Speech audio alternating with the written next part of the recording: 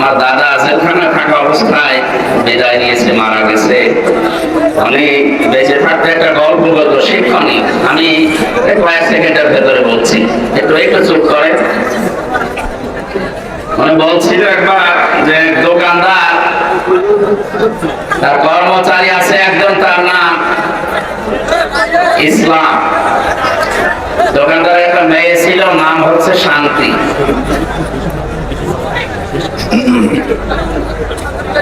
এই দোকানদারের মেয়ের সাথে কর্মচারীর একটা হটলাইন।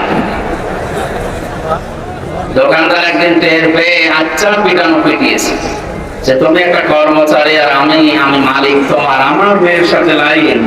এমন পিটানো পিটিয়েছে, ও সিদ্ধান্ত নিয়েছে মালিক তোমার এই শান্তির জন্য আমি মার খেলাম, দেখি শান্তি কয়দিন তোমার ঘরে থাকে। এমনিতে তো লাইন ছিল, আরো লাইন বাড়িয়েছে। শেষ পর্যন্ত শান্তিকে বলছে কোথায়, এই তো আমি আছি, আসো স্টেশনে, আজকে পালানো লাগবে। পালিয়েছে। সকালবেলা দোকানদার চিল্লাচ্ছে আমার শান্তি গেল কোথায়। জনগণ বলছে শান্তি গেল কোথায় মানে, যা আমার মেয়ে শান্তিকে আমি খুঁজে পাচ্ছি না। লোকজন বলে আপনি শান্তি খোঁজার আগে বলেন তো আপনার দোকানে যে ইসলাম নামে কর্মচারী ছিল ও কোথায়? ও তো আসে না, ওই তোমার শান্তি নিয়ে পালিয়েছে। ওরে তো পিটিয়েছিলাম ওই শান্তির কারণে। এলাকার লোকজন তাকে ধিক্কার দিচ্ছে আর জানাচ্ছে যে ইসলামকে পিটিয়ে বিদায় করে দিয়ে শান্তি তালাশ করো, ইসলাম আছে যেখানে শান্তি গেছে সেখানে। সাহায্য যদি আমরা পেতে চাই, ঠিক আছে ভাইয়া, কথা বোঝার চেষ্টা করি। বাস্তবে এই দেশে যদি এখন আমরা আল্লাহর সাহায্য ছাড়া তো চলা সম্ভব না। আপনারা জানেন এই দেশটা চালাতে, আমি একটা ছোট্ট উদাহরণ বলি, 100 টাকা যদি লাগে 1 বছর চলতে, এই বাংলাদেশ 18 কোটি মানুষ, আমরা একটা বছর চলতে মনে করেন 100 টাকা লাগে। কত? 75 টাকা আসে বাইরের দেশগুলো থেকে, বিশেষ করে আমেরিকা সহ 7টা, আমরা 7 সিস্টার জানি, এই 7টা দেশ থেকে এগুলো আসে। বাকি 25 টাকা বিভিন্ন জায়গায়, এবং আমরা যা কামাই করি এই দেশে উৎপন্ন করি সেটা থেকে। এখন যদি এই 25 টাকা দিয়ে চলতে চাই সম্ভব না, 75 টাকা তো লাগবে। সবচাইতে বড় বিষয় হচ্ছে আল্লাহর সাহায্য। আল্লাহর এই সাহায্য যদি পেতে চাই, অবশ্যই এদেশে যারা ঐশী জ্ঞানী আলেম, যারা এক কথায় উত্তরাধিকারী নবী এবং রাসূলদের, যেহেতু আল্লাহর ঘোষণা তিনি মানুষ বানিয়েছেন, খালাকাল ইনসান, আর তিনি সাহায্য করবেন বলে গ্যারান্টি দিচ্ছেন, অবশ্যই আলেম ওলামাদের যে মর্যাদা, যে সম্মান, যে জায়গা, তাদেরকে ওই মর্যাদা, ওই সম্মান, ওই জায়গায় রাখতে হবে, তাহলে আল্লাহ সাহায্য আসবে। ওয়াল্লাযীনা আমানু ফিল হায়াতিদ দুনিয়া, রাসূলদের নামের পরে আল্লাহ ঈমানদারদের নাম দিয়েছেন।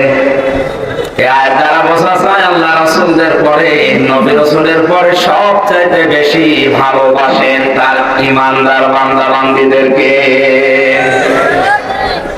আজকে আসার সময় হাফেজ আবু সাঈদ একটা আয়াত বলছিল কোরআনে কারীমের সূরা বাকারা থেকে, আল্লাহু ওয়ালিয়ুল্লাযীনা আমানু ইখরিজুহুম মিনাস সুলুমাতি ইলান নূর। আল্লাযীনা আমানু, এই শব্দটার বাস্তবতা আমি বোঝাচ্ছি। আমাদের আসলে রাসূলদের পরে আল্লাহ ঈমানদারদের নাম দিলেন যে পার্থিব জীবনে তাদের আমি সাহায্য করব। এই ঈমানদারদের সাথে আল্লাহর আচরণ কি, আল্লাহর বাস্তবতায় আল্লাহর সম্পর্ক কি? আল্লাহ পাক বলেন যারা ঈমান আনবে আমি আল্লাহ নিজেই তাদের বন্ধু হয়ে যাব। আমি আল্লাহ যদি কারো বন্ধু হয়ে যায়, আমি আল্লাহর দায়িত্ব জানো, ইখরিজুহুম মিনাস সুলুমাতি ইলান নূর, তাদেরকে আমি অন্ধকারের পথ থেকে আলোর দিকে আমি আল্লাহ নিজে নিয়ে আসি। এখানে অন্ধকার মানে মানুষের তৈরি করা নিয়ম নীতি, আইন কানুন, মত পথ রীতিনীতি যাই বলেন, আর আলো মানে একমাত্র ইসলাম, একমাত্র কোরআন, আল্লাহর দেখানো পথ। সুতরাং আল্লাহ ঈমান যদি আমাদেরকে দয়া করে দান করেন, আমরা যদি ঈমানদার হতে পারি, অবশ্যই অন্ধকারের যত পথ আছে সবগুলো থেকে মাইনাস করে বের করে আল্লাহ তাআলা ইসলামের দিকে, আলোর দিকে আমাদেরকে নিজ দায়িত্বে নিয়ে যাবেন। 18 কোটি মানুষের ভেতরে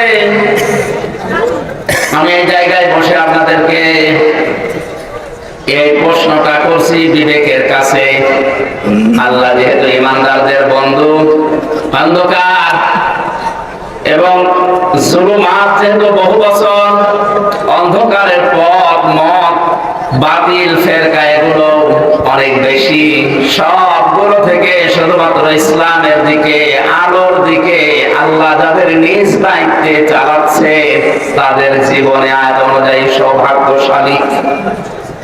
এখন আপনি আয়াতের ভেতরে আছেন কিনা বাস্তবতায় আপনি মিলান। এখনো পর্যন্ত যদি মানুষের তৈরি করা নিয়ম নীতি প্রতিষ্ঠার আন্দোলন বন্ধ করে আল্লাহর আইন প্রতিষ্ঠার আন্দোলনে যুক্ত হতে না পারে, তাহলে আপনার জীবন 8 আনা 4 আনা নয় 16 আনায় বৃথা। এর প্রমাণ করলাম والذين كفروا يخرجهم من النور إلى الظلمات والذين كفروا أولياؤهم الطاغوت। যারা কাফের আল্লাহ পাক বলেন তাদের বন্ধু, তাদের অভিভাবক, তাদের গাইডলাইন দেয় শয়তান, তাগুত। আমি আল্লাহ যদি কারো বন্ধু হই, আমার দায়িত্ব যেমন অন্ধকার থেকে বের করে আলোর দিকে নিয়ে আসা, শয়তান যদি কারো বন্ধু হয়ে যায়, শয়তানের দায়িত্ব তাদেরকে আলোর দিক থেকে বের করে অন্ধকারের দিকে নিয়ে যাওয়া। আলো আর অন্ধকারের ব্যাখ্যা তো এক কথায় বললাম, আলো মানে ইসলাম আর অন্ধকার মানে মানুষের তৈরি করা নিয়ম নীতি। আর নাম ধরে বলা লাগবে?